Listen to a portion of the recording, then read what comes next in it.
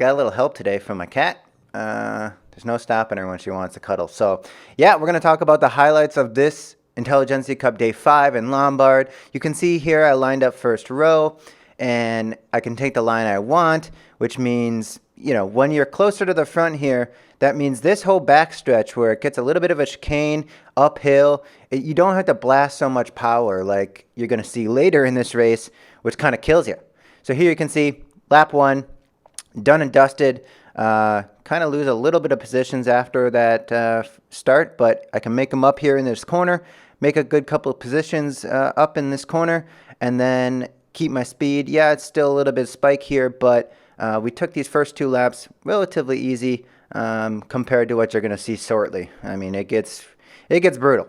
So here we are, lap 2, up in the front. And when you're closer to the front, that's good. Now here Lee is going to drill it, and this is going to be the death of all of us, right? So if everyone drills it the first couple laps here, I'm still in decent position here. You can see I'm going to make up a couple spots again into this corner, which is good.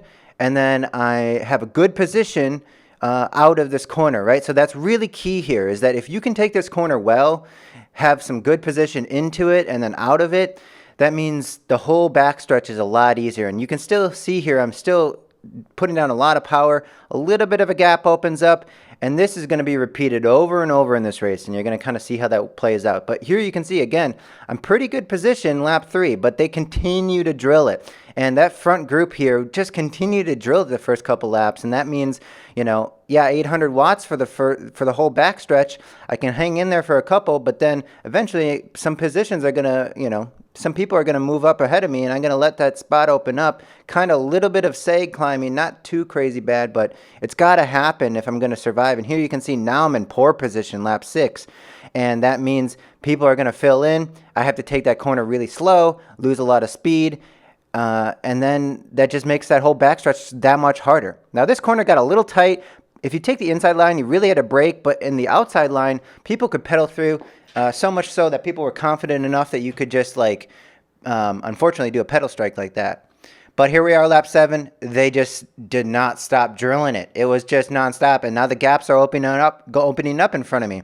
And I was confused about this because I have pretty decent fitness into this race, but I just think I just didn't have quite the fitness as these other guys on some of this punchier stuff. I can only do this back stretch at like 800 watts only so many times before, you know, I start to fade. And here you can see I'm going to start to fade. These gaps keep opening up. Yes, I make it back to the group here and make it a relatively steady effort to get back to that group, but eventually it just becomes too much, and now this gap is way too much. I just can't catch back on, and that's where you die, right? So here you see lap 14 of 14, because that's all I made it. These gaps just became too much for me, and this backstretch became too much for me. I decided I came up to these guys, and I was like, I'm going to do one last hero pull, and I was like, hey, I got a hero pull in me. I do a little hero pull here.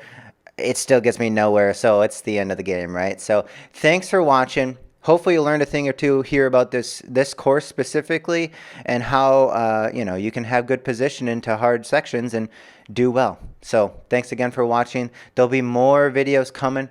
Have a good one.